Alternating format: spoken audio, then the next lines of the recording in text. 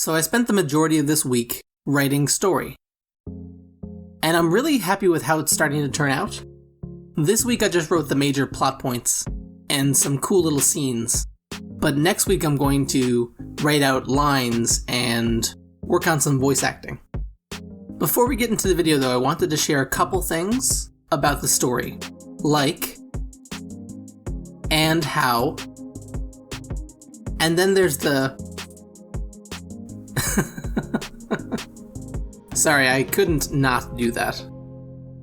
Alright, since I obviously can't share the story with you, I'm going to show you the things that I did in-game that have some relation to the story, but most of them are just kind of artsy.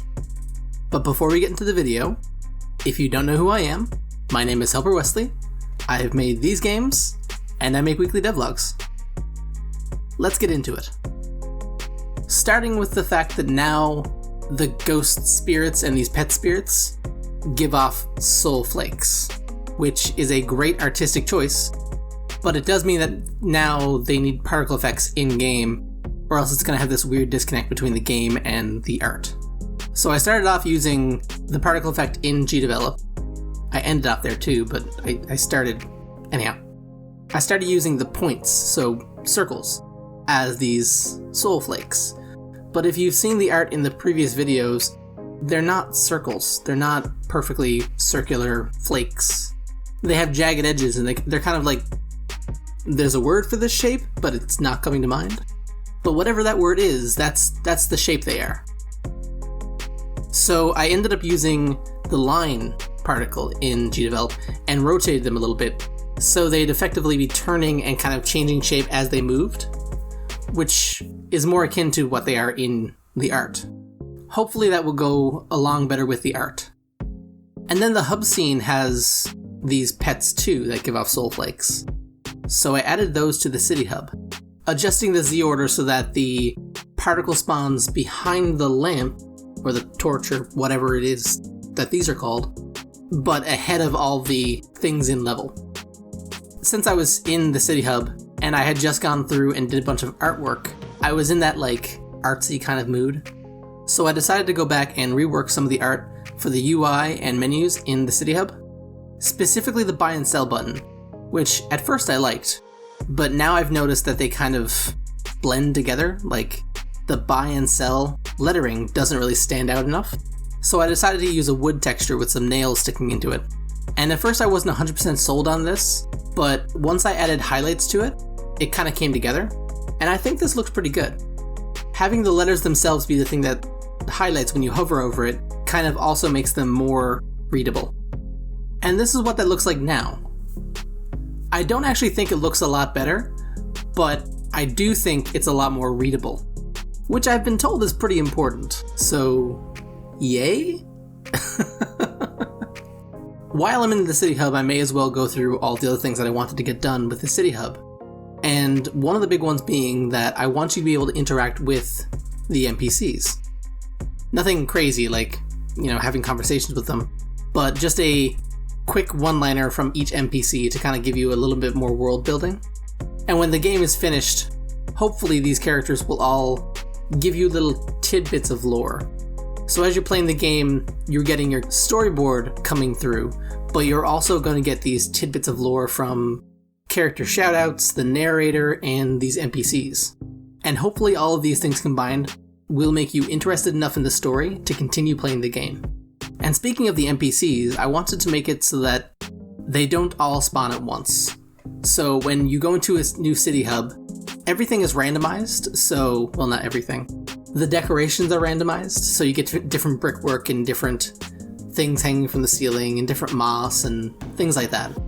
But now I want to make it so that different NPCs spawn. So each time you go into the city hub, you find a new batch of NPCs to talk to, or the same set of NPCs, but they all have different dialogue this time. And this was pretty simple to set up because once I had it so that you press Q to talk to them, it was just a matter of giving them an object variable that's randomized at the beginning of the level, and then when you talk to them, based on the object variable, it'll select a different dialogue. I'm gonna pause here for just 1 second to ask you a favor. Could you maybe click on that subscribe button? I'm slowly figuring out this whole YouTube thing, so hopefully videos will be better in the future. So consider clicking on that subscribe button as an investment in both of our futures. Yes, that is definitely how I'm going to spend that. Anyhow, let's get back into the video. Something I really should have done from the beginning is make it so that when you're in the game scene, you can press Q anywhere to open the train menu.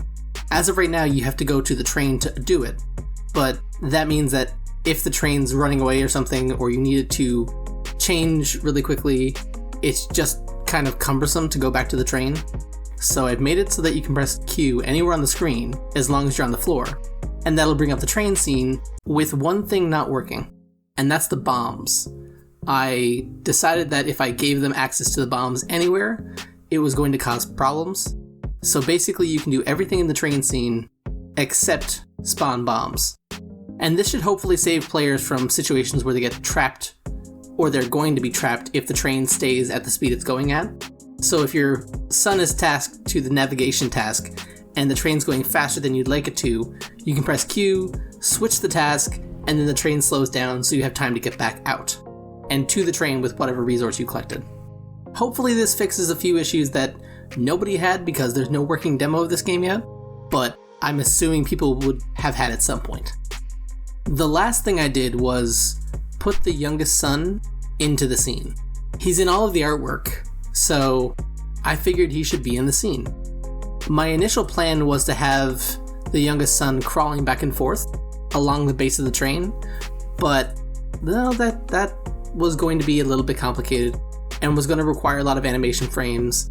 And so instead I decided to have him sitting down with that teddy bear that you might have seen in a previous video. And I thought it was a really cute idea, so I started with grabbing the oldest son and using him as a guideline to determine how big the youngest son should be. Since I wasn't going to have him move around the train, I just had him sitting down stationary with his legs poked out. And I basically just drew the bear and had the boy raise the bear up, look at it, and then put it back down again. And then I used those few frames and shuffled them around a little bit to get some more variety. So he plays with it first, and then he lifts it up, and then he plays with it in the air, and then he pulls it back down again. And I did that to give it some more variety, despite not having as many frames as it could have. So hopefully you think that's cute, because I think it is. And yeah, that's the last thing I got done this week. Obviously I spent most of this week doing story writing, and I really wish I could share some of that stuff with you because I'm really excited for it. I really hope I get some people choked up by the cute moments and the sad moments and all the moments in between. I really want to get some emotions going with this story.